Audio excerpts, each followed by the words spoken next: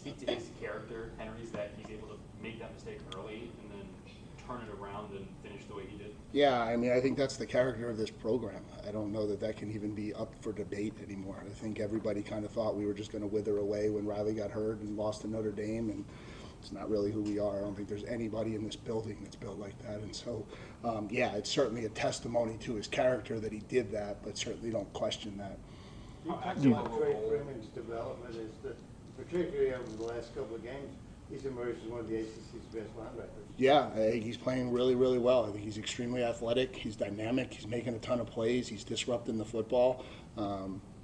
Probably like you guys continue to do, you guys fuel him with a lot of motivation because nobody talks about him, and he's a really good player. And so he keeps going. You have to be really happy with the secondary. Brandon Johnson, all those guys played shutdown for the longest time.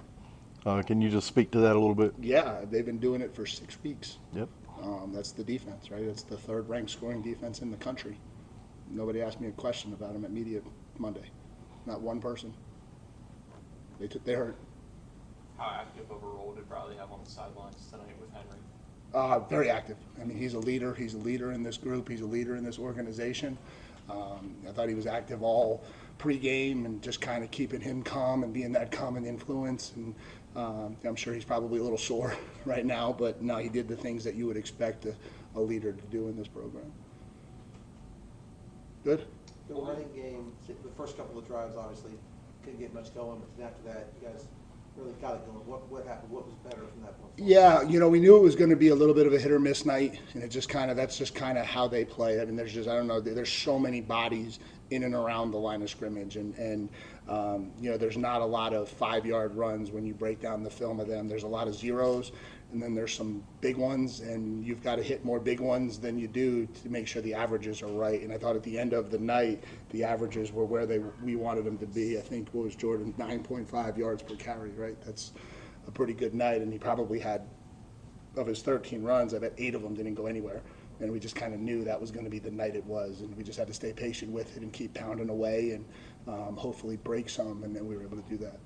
How big was it for your defense to hold NC State to a field goal right after the interception? You played really well, even when NC State crossed, midfield and was deep in the Duke territory. Yeah, I thought the turning points in that game, I thought that was really big because obviously, that's when things start sliding. We knew starting fast was going to be really important because we didn't want to get into a game where we had to play catch up. That was not going to be a great recipe for success for us. And so I thought that series was huge. I thought the response by Henry to hit Jalen on the double move was critical. And then I thought Trey Freeman's interception, which was I think maybe 1 or 2 drives after the Calhoun touchdown, I thought that gave us some breathing room. We talk a lot about game control, and that's important always. It's even more important when it's a first-time starter. And so we were able to keep and play that game in a way where we didn't have to chase points. I thought that was really, really important in how the outcome played out. Did you feel like Henry, for a first-time starter, really settled in after he hit Jeremiah on the crossing pattern for 21 and then got the double move? Yeah, it's funny. We tried to get him in rhythm, and we had a guy wide open on the first one, and they batted it down, and so that didn't work out. And then, we had the miscommunication, and so he's not in rhythm. And so then the next drive, we were still trying to get him into rhythm, and we were finally able to get the completion. And I'm sure that settled him down, and he did a really good job with the shoulder pump on the double move. And obviously, Jalen ran a really good route, and that ball Henry throws really, really well, and so he was able to drop that one in the bucket, and we were able to get it done. Coach, can you speak on just the grit of Brandon Johnson? I think in the fourth quarter you sent them on a delayed blitz on 4th down.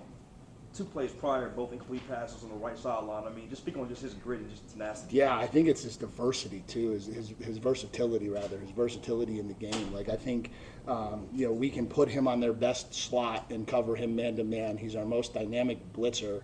He's impactful in zone coverage. He's a ball hawk. Like he just does so many things well. And what we try to do is consistently find ways to get him involved. And I think we were able to do that a lot tonight. He obviously impacted the game in a really large way. And he's a really talented, productive player. And he's like the Energizer Bunny. He kind of never slows down. He's out there on special teams for us. He's a really, really tremendous player. We're lucky to have him for sure. Keeping it in the secondary, how far has Terry Moore come in the last 10 months to be able to play? I think he played the entire game. I don't think I saw Jeremiah out there at all. No, Jeremiah was available. We were hoping to not have to use him, Terry's a kid we got a lot of confidence in. I think he had a really good summer. He got thrust over there in the spring and it was moving a million miles an hour for him. It was like he was at a 7-way traffic stop and things were just buzzing around him. And he put in a lot of work in the film room, put a lot of work in with our safeties coach, Coach Hemphill, this summer. And when he came back in fall camp, the game had really slowed down for him. And it was good to get Jeremiah in here just to get an older veteran guy to kind of settle it down. But Terry's a guy that we have a lot of confidence in, and I think he's capable of playing at a really high level. He's very athletic. He's very dynamic. He can down the football really well for a safety, and so I think he'll just continue to get better every time he goes out there. I don't know if you want to talk about it. Was Riley anywhere close to being able to play tonight? Yeah, he was. He's recovering really well. He was out there in pregame. He just wasn't able to go, so we went with Henry. I'm good? Great. Thanks, guys. Appreciate you.